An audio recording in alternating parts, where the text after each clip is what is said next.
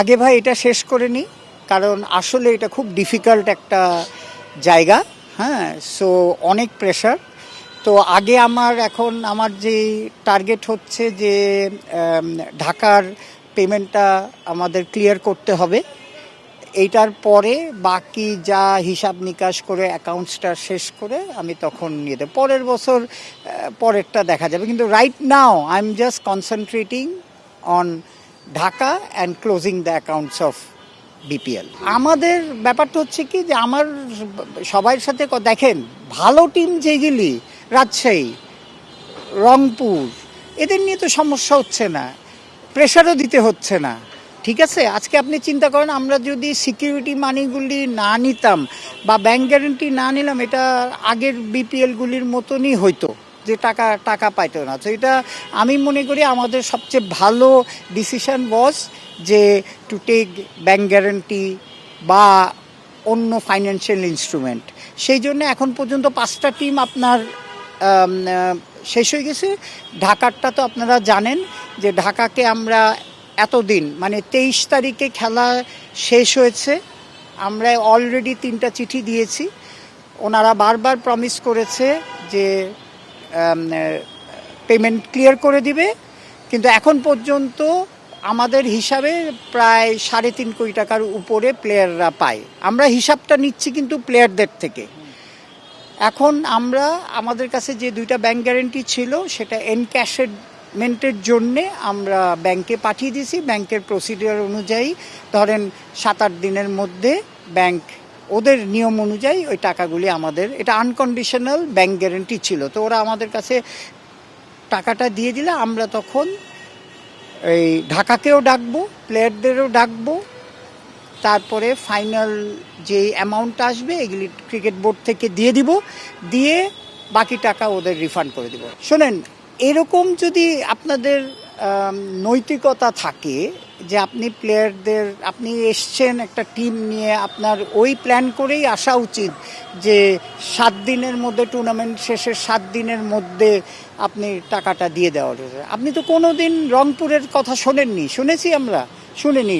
এবার রাজশাহীর পেমেন্টও দেখেন কি সুন্দর করে রাজশাহী পেমেন্ট দিতেছে। হ্যাঁ, নোয়াখালী ওদের সিকিউরিটি থেকে দিয়েছি, নোয়াখালী আমি 3rd-এ রাখবো, তারপর সিলেটকে রাখবো। আর চিটাগংয়ের সিচুয়েশন তো আপনারা জানেনই, যে চিটাগং যেহেতু আপনার তারা নিজের থেকেই উইথড্র করেছিল, তো ক্রিকেট বোর্ড নিয়েছে। তো আমার সাজেশন টু অল যারা টিম নিতে চায় যে ভাই আপনারা প্রিপেয়ার হয়ে আসেন। এইভাবে তো প্লেয়ার পেমেন্ট এইভাবে আপনি মানে মানুষদের চেস করে করে করে টাকা বার করা is really difficult. Say next year হবে, যে গভর্নিং কাউন্সিলে থাকবে তাদের ডিসিশন। আমার যে দায়িত্ব ক্রিকেট বোর্ড দিয়েছে যে প্লেয়ারদের টাকাটা আমরা প্রমিস করেছিলাম যে ফুল পেমেন্টে গ্যারান্টি নিচ্ছি, আমরা সেইটার পূরণ করছি। আর যা ধরেন অ্যাকাউন্টস তো করতেই হবে, অ্যাকাউন্টসটা ক্লোজ করবেন, এইটুকু পর্যন্ত আমি এখন আমার দায়িত্ব, এটা শেষ করে তারপরে পরেরটা পরে। সো নেক্সট ইয়ারে যে ধরেন আমার সাজেশন আছে নেক্সট গভর্নিং কাউন্সিলে যে আসবে, যে এইগুলি চিন্তা করা উচিত কাকে টিম দিবেন। দেখেন আমাদের কিন্তু আপনি দেখেন 12টা টিম অ্যাপ্লিকেশন করেছিল যদি মনে থাকেন। প্রথমে 2 কোটি টাকাই অনেকে দেয়নি, 5টা টিম দিয়েছিল, পরে 6টা টিম হয়েছিল। সো আমরা যথাসাধ্য চেষ্টা করেছি যে এরকম মানে অবস্থায় না পড়ি, কিন্তু তারপরেও এবার এরকম সমস্যা হয়েছে, কিন্তু অল্প হয়েছে, ঢাকায় নিয়েই শুধু হয়েছে।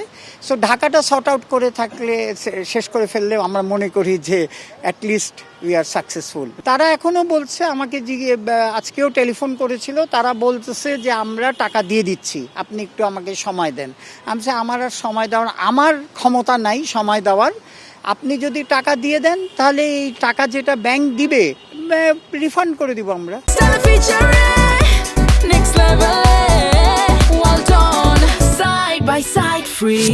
হ্যাঁ, ডেফিনেটলি। দেখেন চিটাগংকে আমরা দিতে হবে, তারপরে এই বছরের পারফরমেন্সের অনুযায়ী তো next governing council will take a decision. আপনার নেক্সটটাই তো আপনি আইএমজিও কন্ট্রাক্টেড, আমাদের যে কন্ট্রাক্ট আছে IMGO উইল কাম। সো এই বছর শর্ট টাইমে ইট ওয়াজ আ ভেরি ডিফিকাল্ট সিচুয়েশন, যেখানে আমরা অ্যাটলিস্ট এই পর্যন্ত এসেছি। Weather it is a successful BPL or এটা আপনারা জানেন। আমি আমার মানদণ্ড হচ্ছে যে আমি এবার রিপোর্টিং, এটার এগেনস্টে রিপোর্টিং, বিপিএলের রিপোর্টিং কম হয়েছে। ধরেন কোনো অ্যান্টি করাপশনের ব্যাপারে, তারপরে এই যে টাকার ব্যাপারেও তো আমরা এখন সর্ট আউট হয়ে যাচ্ছে। সো নেক্সট উইক থেকে আপনারা কেউ বলতে পারবে না যে টাকা বাকি আছে। রিপ্লাই তো কিছু না, এটা তো ওনার পার্সোনাল মন্তব্য। এখানে যে শোনেন, কি উনি মিন করেছেন আমি জানি না, কিন্তু কাজ না করলে কি বিপিএল এত দূর আসতো? আপনারা বলেন যে আপনারা জাজ যে বিপিএল ঠিক মতো করা হয়েছে নাকি, আপনারা জাজ যে গভর্নিং কাউন্সিল কি টাইম দিয়েছিল নাকি গাফিলতি করেছিল, আপনারা বলতে পারেন। যখন আপনি এইবার বিপিএল অ্যাটলিস্ট আমরা বলতে পারি যখন যেটা ঘটনা হয়েছে, দেখেন সিলেটে আপনার ইমিডিয়েটলি আমাদের একটা ডিসিশন নিতে হয়েছিল যে খেলা আমরা সিলেটে কন্টিনিউ করব। তারপরে আপনার একটা স্ট্রাইক হয়েছিল, ইমিডিয়েটলি আমরা তো আমাকে যদি বলেন তো আমরা ইমিডিয়েটলি তো আমরা অ্যাকশনে গিয়েছি। আপনার চিটাগংয়ের 1 ঘন্টার মধ্যে টিম টেক ওভার করে, যাতে গতবারের মতো রাজশাহীর মতো সিচুয়েশন না হয়, সেই জন্যে আপনার করছে। এখন ফারুক ভাই ভালো বলতে পারবে যে উনি কি মিন করছেন।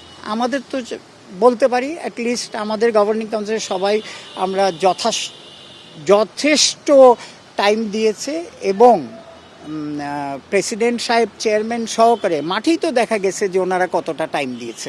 শোনেন, আমি যদি আমাকে বলেন, আমার এই বছরের এক্সপিরিয়েন্সে হচ্ছে কাগজ কলম দেখেই করা হয়েছে। কিন্তু আপনারা জানেন আমরা কিন্তু কিভাবে ইনভেস্টিগেশন করছি। আমাদের অনেক এজেন্সি ইনভলভ ছিল তাদের ব্যাকগ্রাউন্ড চেক করতে, তারপরে আপনার ফাইন্যান্সিয়ালি আমরা অডিট কোম্পানি দিয়ে চেক করেছি। সব কিছু পাওয়ার পরে ফ্র্যাঞ্চাইজি ফি আপফ্রন্ট নেওয়া হয়েছে। তারপরে এই যে ঘটনাটা ঘটেছে ধরেন ঢাকার মতো, এটা তো অনাকাঙ্ক্ষিত। আমার কথাটা হচ্ছে আপনি না পারলে টিম নিয়েন না, কিন্তু এই পর্যায়ে এইভাবে টিম চালানো কারোই উচিত না।